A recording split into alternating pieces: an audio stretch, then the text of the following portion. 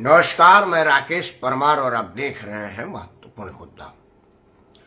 वैसे आज का महत्वपूर्ण मुद्दा क्या, पिछले 2-3 दिन से तो देश भर में, खासतौर से उत्तर भारत में जो बरसात से कोहराम मचा है, सबसे महत्वपूर्ण तो यही विषय होना चाहिए था।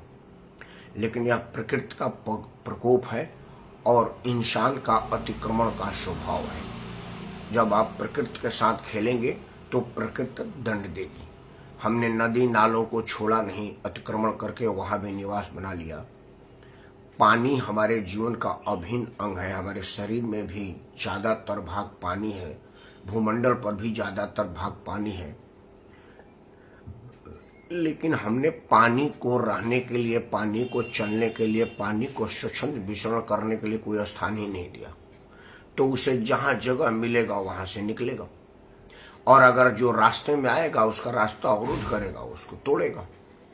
इसीलिए यह विध्वंस होता है जिसको हम प्रकृति का विध्वंस मानते हैं। लेकिन मेरा मानना है कि यह मानव निर्मित विध्वंस है, जो मानव ने स्वयं को विध्वंस करने के लिए स्वयं ही निर्मित किया हुआ है। क्योंकि प्रकृति के साथ खिलवाड़ आपको क्या हश्र करेगी, यह उत्तर भारत के बहुत सारे भूभागों में दिख रहा है। और प्रकृति के साथ प्यार कहाँ क्या उपहार देगी, यह भी कई जगह हमको देखने को मिला है और हम देखे भी हैं। लेकिन इंसानी फितरत है, वो सुधर नहीं सकता, तो हम इस पर क्या कहें। हम तो सिर्फ अफसोस ही कर सकते हैं। मैंने कल भी अपने वेद पुराणों पर चर्चा किया था, आज भी उसी की कंटिन्यूअस है।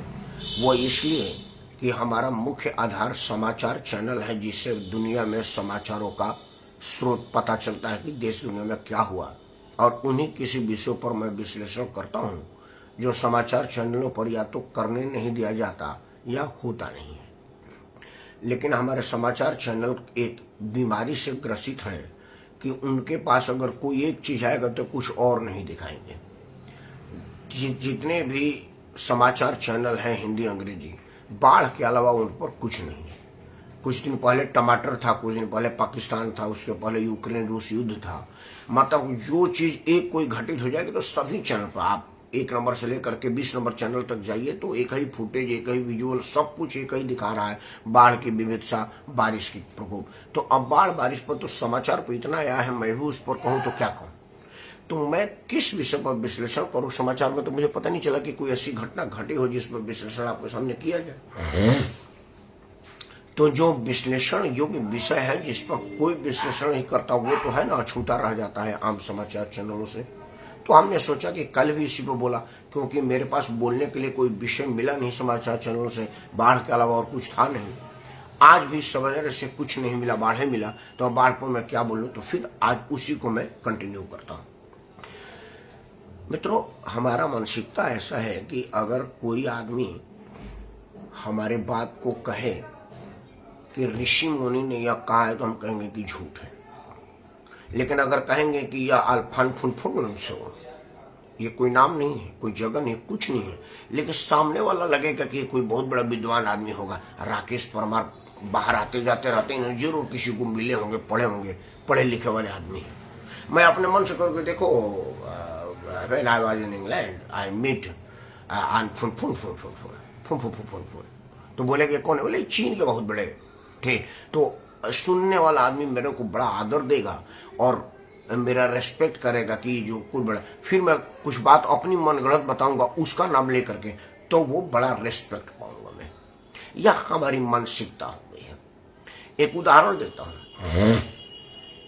आज से 5-10 साल पहले मैं अगर कहता कि जी हमारे धर्म ग्रंथों में लिखा है कि पैसा हम जब चाहे बना सकते हैं, जहां से चाहे निकाल सकते हैं, आप नहीं मानेंगे। लेकिन यही मैं कहूंगा कि अमेरिका में मैं गया था ना, एटीएम मशीन देखा, तो आप मान लेंगे चूंकि अमेरिका में हुआ है तो सही ही हुआ होगा। आज हमारे ऋषि मुनि की कही हुई बात पर दुनिया रिसर्च कर रही है।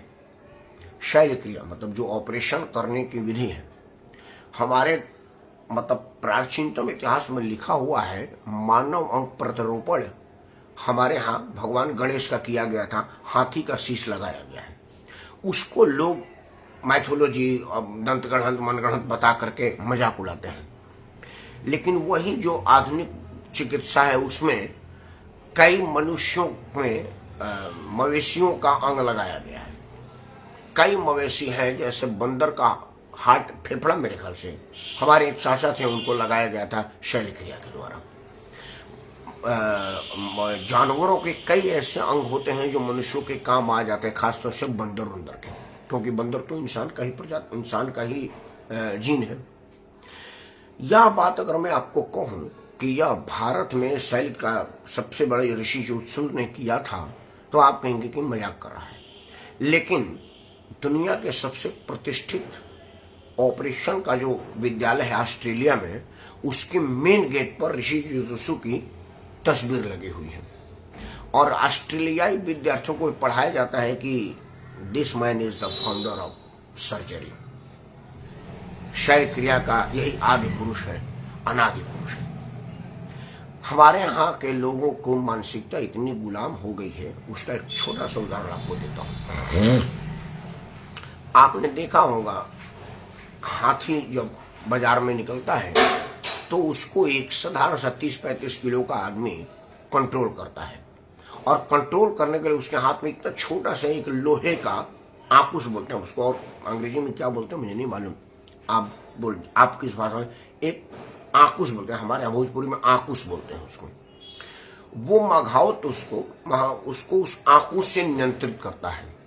इतना बड़ा विशाल काय हाथी जिसके शक्ति का कोई अंदाजा नहीं है। कहा जाता है कि हाथी का बल है, इंसान को सूंड में पकड़ के फेंक दे तो इंसान कितना दूर जाएगा ये अंदाज नहीं लगा सकता। लेकिन उस आकुश से वो नियंत्रित होता है, क्योंकि वो बचपन में जब हाथी ने जन्म लिया ना, तभी से उसका दिमाग में भरा गया कि वो जो आदमी है ना, वही तुम्हारा दाता है, वही तुमको नियंत्रित करेगा और यह आकुश से करेगा। तो मघावत उसे दूर ही नहीं हो पाता, मतलब हाथी दूर ही नहीं हो पाता है। हमारे मन में भी ये डाला गया है कि जो ये विदेश गोरी चमड़ी वाला आदमी है ना, अगर यह कुछ कह रहा है तो ही सही है, हमारे अगर लोग कह रहे हैं तो गलत है। क्योंकि हमारे यहाँ देखिए कल्पना भी है तो कैसी कैसी है। कल्पना है ना कि जब हनुमान जी लक्ष्मण जी को शक्ति लगी तो हनुमान जी ऋषि सुसेन वैद्य को श्रीलंका से लेके आए। ऋषि सुसेन वैद्य ने कहा कि भाई देखो, इनको बचाने के लिए जो जड़ी है वो इस पर्वत पर पड़ी हुई है। अब जब हनुमान वहां गए तो वहां राक्षसी सेना ने क्या किया कि उस तरह के कई द्वीप बना दिया। अब उनको समझ में नहीं तो पूरा पहाड़ उठा करके ले आए। अब हमको ये हवा ही लगता है, लेकिन हाँ अखिलेश जी नमस्कार, जय श्री राम और जय हो सत्य सनातन भारतीय पुरातत्व और भारतीय पुरातन, भारतीय वेद पुराण। तो ऑस्ट्रेलिया में लोहिया जी गए थे रूस में और ऑस्ट्रेलिया में भ्रमण करने के लिए। ये राम मनोहर लोहिया का लिखा हुआ किताब में है, या कोई लोग लोहिया की लिखी हुई किताब में पढ़ सकते हैं। लोहिया जी ने सदन में भी कहा था, सदन के दिए भाषण में है। लोहिया जी जब गए तो वो एक जगह गए लाइब्रेरी में, तो देखा कि वहां ये सब किताबें पड़ी हुई है। तो उन्होंने उनसे पूछा कि भाई ये किताब तुम्हारे लिए क्या है? तो बोला कि देखो तुम्हारे यहाँ एक वर्णन है ना कि भाई हनुमान जी पहाड़ उठा के लेके आ गए थे, तो हम यह पढ़ना चाहते कि उस वक्त कौन सी तकनीकी थी, जब आदमी उड़ा तभी तो पहाड़ लेकर के उड़ा, क्योंकि तैरने का इसमें नहीं लिखा है, वर्णन हुआ कि उड़ा। तो ऐसा क्या तकनीक थी कि आदमी जमीन से पहाड़ लेकर के उड़ जाए और उड़ करके श्रीलंका से यहां लेकर के आ जाए? वो बूस्टिंग पावर क्या है, हम इसी में से पढ़ते हैं। और हमारे यहाँ 4 चरण पर लोग लगे हुए हैं। एक आदमी तुम्हारे धर्म ग्रंथ को तुम्हारे भाषा में पढ़ता है, दूसरा आदमी उसको अंग्रेजी में ट्रांसलेट करता है, और तीसरा आदमी उसके दिए गए सूत्रों को डिकोड करता है कि इसका क्या मतलब है। अब जैसे रामायण में बोलते हैं कि सत्यजोजन तही आनन कीनी, अब ये तो अंग्रेज को क्या पता चलेगा कि सत्यजोजन तही आनन कीनी के क्या होता है? तो वो इसको अंग्रेजी में ट्रांसलेट करेगा और ये सत्ययोजन, योजन कितना दूर होता है क्या हो, तो उसका डिकोड करके बताएगा। फिर ये अंग्रेजी वाला अंग्रेजी माध्यम उसको मापेगा और इसकी सत्यता पर काम करेगा, और आज जाकर के वो जमीन से सीधे लॉन्च करने वाला इंस्ट्रूमेंट बनाया हुआ है। इसी किताब में लिखा था कि नाम अलंकनी एक निश्चरी, बोला जी इसी में लिखा हुआ है कि जल बिलो की जिनकी परछाई। तो हमने इसी को पढ़ा कि भाई कोई ऐसी तकनीक थी नहीं, पानी में परछाई दे करके अंदाज लगा ले ऊपर से कौन चिड़िया कौन चीज जा रहा है, तो हमने इसी पर तो रडार सिस्टम बनाया है। मतलब विदेशियों को हमारे धर्म ग्रंथों में लिखी हुए बात को अक्षरशः सत्य मान करके इस पर शोध किए और आगे बढ़े। और इसका जीता जागता सबूत है कि जब तक अंग्रेज भारत नहीं आया था उसके पहले अंग्रेज ने कोई आविष्कार नहीं किया था, यह जान लीजिए। अंग्रेज हुकूमत किया था, शासन किया था, लेकिन आविष्कार कोई नहीं किया था। अमेरिका से जो वास्को डिगामा भारत आया, पहले एक बात जान लीजिए, एक दिमाग में भ्रम फैलाए गए कि भारत का खोज वास्को डिगामा ने किया था। नहीं, वास्को डिगामा के बाप की शक्ति नहीं थी। जब वास्को डिगामा के प्रदाता का जन्म होते से कई हजार साल पहले भारत बना हुआ था, भारत था। क्योंकि कलयुग 27वां कलयुग है ये, और एक साल का कितने साल का एक पहर होता है, एक पहर का कितना युग होता है, एक युग का कितना पक्ष होता है, और एक पक्ष काल कितने का चलता है, ये आप गणित लगाएगा तो आपको लगेगा कि कितना लाख वर्ष का, मतलब कम से कम चांद और उसकी माप का तो 1.25 लाख 2.5 लाख वर्ष का इतिहास मिल रहा है, जो आधुनिक विज्ञान ने जांचा है। उसके पहले का हमारा कालखंड है। तो वास्को डिगामा कहाँ से खोज पाएगा? उसकी तो उस वक्त तो जंगलों में घूमने वाला भी नहीं, तो किले मकोड़े भी नहीं, उसको तो अमेरिका नहीं बना था। लेकिन दुनिया में प्रचारित किया गया कि भारत का खोज वास्को डिगामा ने किया। खैर, वास्को डिगामा का इतिहास है कि वो हमारे यहाँ के मसालों के लालच में आया था और मसाला का व्यवसाय करने के उद्देश्य से आया। वो जिस नाव में आया था वो नाव डिस्ट्रॉय हो गया था, तो हमारे केरल मतलब दक्षिण भारत के कुछ लोग जो राजा थे उसको अपने नाव के साथ स्कॉट करके उसके नाव को लाया, वो आया। रेस्ट हिस्ट्री वो अलग बात है। तो वास्को डिगामा वो जो धीरे धीरे अंग्रेज आए और अंग्रेज हमारे धर्म ग्रंथों को चुराए, लूटे, जलाए, नष्ट किए और कुछ को लेकर के गए। अमेरिका में पश्चिमी में जितना आविष्कार हुआ है वो हमारे धर्म ग्रंथों के लूटने के बाद ही हुआ है। नहीं तो अगर अमेरिका में हथियार बनाने की तकनीक आती तो 500 साल पहले से आती, 1000 साल पहले से आती। लेकिन नहीं, जब वो भारत में आया है उसके बाद का इतिहास है, यह प्रमाण है। अब देख लीजिए, अगर अमेरिका हथियार बनाने की कला आता तो 2 लाख वर्ष पहले से होता, क्योंकि वास्को डिगामा जो भारत का खोज किया था तो वास्को डिगामा के पहले से ऐसा हथियार बन जाता। को हवाई जहाज से आ जाता, पानी के जहाज से क्यों आया? क्योंकि तब हवाई जहाज तो उसको पता नहीं था कि बन सकता है। वो जो भारत में आया और भारत के धर्म ग्रंथों में पुष्पक विमान का वर्णन किया कि जब भगवान राम गए थे तो पुष्पक विमान से गए थे। रावण जो माता सीता का हरण करने आया था तो विमान से आया था, और कई चौकड़ी सेना उस विमान में चल करके सफर कर रही थी। तब जा करके उसने हवाई जहाज जैसे चीज सोचा। जब यहाँ देखा कि भाई एक महाराष्ट्र के मुंबई में एक लोग हैं जो जहाज उड़ा कर दिखा गए हैं और उसको लोग मजाक उड़ा के छोड़ दिए हैं, उस तकनीक को ले जा करके गया। और आज ऐसा है कि पश्चिम प्रदेश हमको हथियार सप्लाई कर रहा है। यह मानसिकता शुरू से डाली गई है। और इसका देखिए, कई लोग कहते हैं कि ये क्या करिएगा, शिक्षा को हमने कम्युनिस्टों को और मुसलमानों को दे दिया। मैं इसको संपूर्ण सत्य नहीं मानता, क्योंकि कम्युनिस्ट बने कितने साल से हैं? कम्युनिस्ट तो तब बना ना जब देश में आजादी आई और रूस, चीन, जापान बना। भारत तो उसके पहले से बना हुआ था। तो पहले के ऋषि मुनियों को किताब को डिस्ट्रॉय किसने किया और यह किसका षड्यंत्र था? इस विषय पर आप विचार करिएगा तो आपको लगेगा कि शुरू से ही हमको अपने लोग भरोसे करने लायक नहीं रहे, हम दूसरे के बात को माने।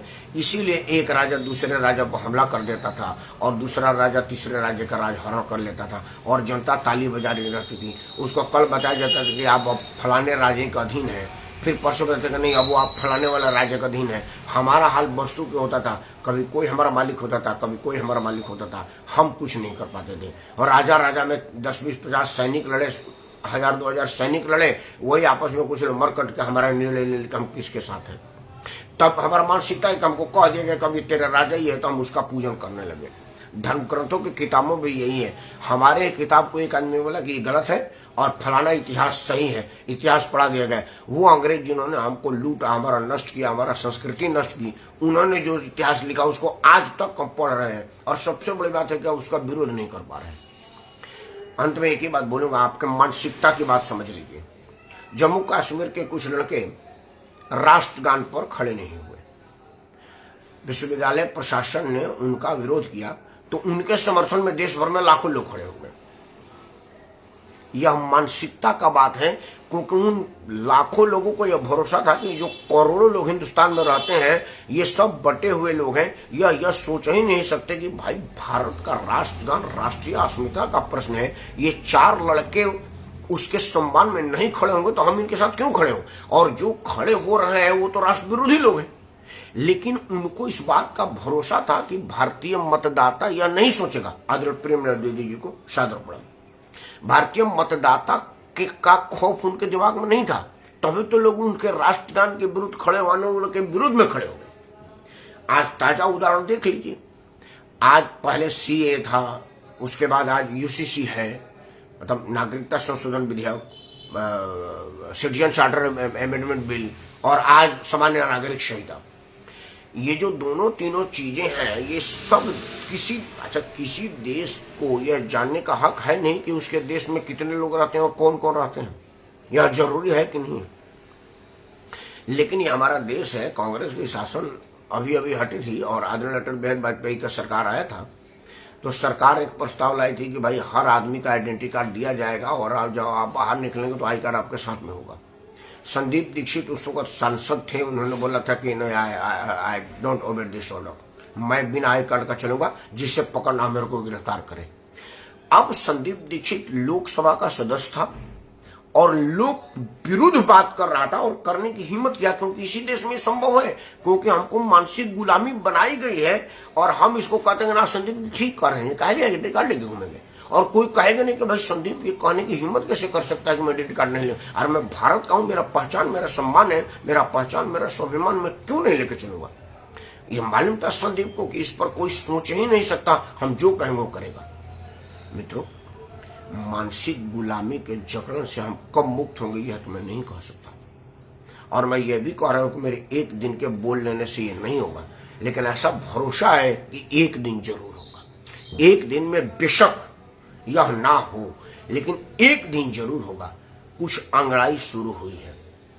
अब आप टेलीफोन किसी को कर रहे हैं तो कई लोग जय श्री राम, भारत माता की, हरिओम, हर हर महादेव जैसे शब्द का इस्तेमाल कर रहे हैं। अब 2-4% मुट्ठी भरी लोग हालो और गुड नाइट गुड बाय छोड़ रहे हैं। खासतौर से जब मोबाइल हम लोग सवेरे सवेरे खोलते हैं तो सोमवार के दिन महादेव का तस्वीर, मंगलवार के दिन हनुमान का तस्वीर, बुधवार के दिन गणेश जी की तस्वीर वाला शुभ संदेश आता है। तो कुछ ही भर बेशक लोग हों, लेकिन शुरुआत तो हुई है। और अब कुछ ही भर लोग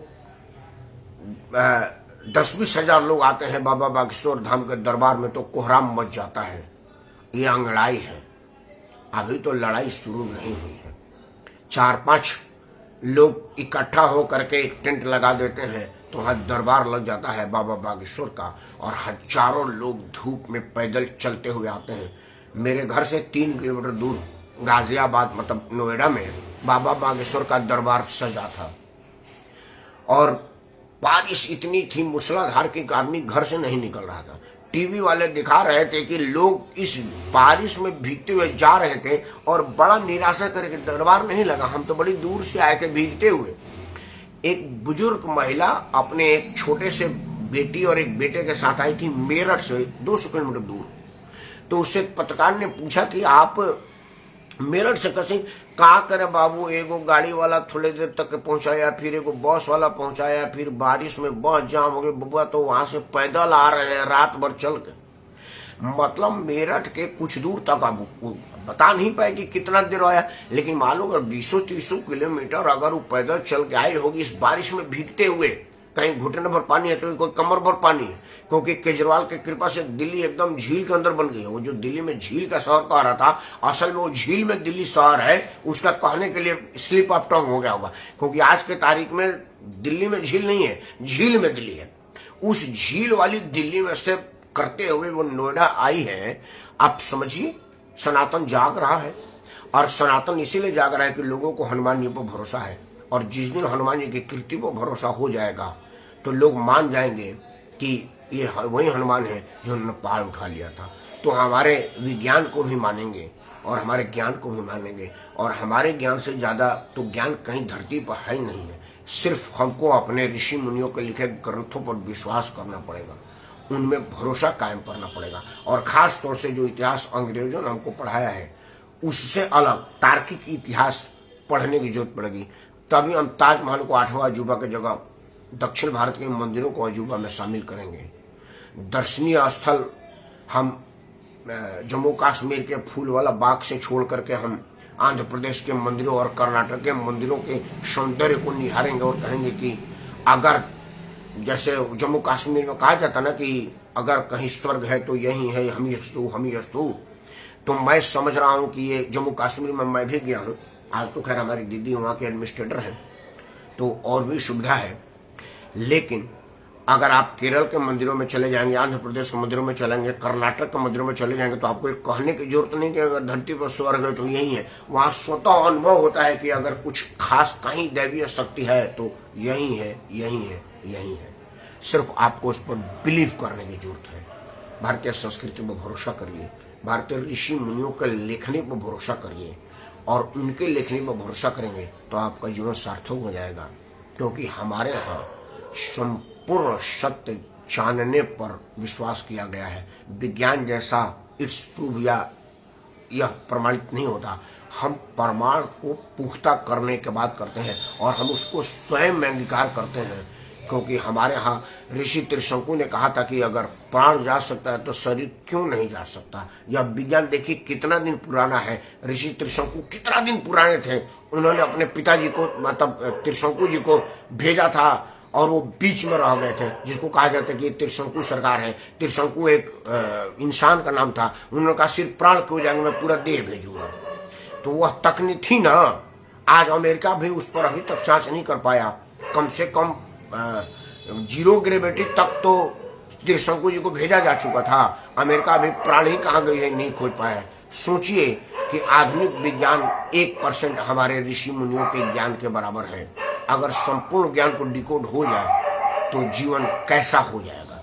शायद भविष्य में देखने की क्षमता हो जाएगी, अमृत प्राप्त करने की क्षमता हो जाएगी। और तब क्या होगा मैं नहीं जानता। फिलहाल मैं जरूर जानता हूँ कि बरसात के मौसम में आप अपना बहुत ज़्यादा से ज़्यादा ख्याल रखिएगा। अगर अत्यंत आवश्यक ना हो तो कृपया घर से बाहर ना निकले, क्योंकि घर से बाहर निकलते दुश्वारियाँ का सामना करना पड़ता है। ऐसा देश भर में, उत्तर भारत में हर जगह हुआ है। आप अपना ख्याल रखिएगा, क्योंकि संसार के लिए आप एक नंबर हैं, अपने परिवार के लिए आप पूरा संसार हैं। आपका संसार ना उजड़े, आपके परिवार का संसार ना खराब हो, इसी मनोकामना करते हुए ईश्वर से प्रार्थना करते हैं कि आप पूर्ण स्वस्थ हो। जय हिंद, वंदे मातरम, सत्य सनातन की जय, भारत माता की जय।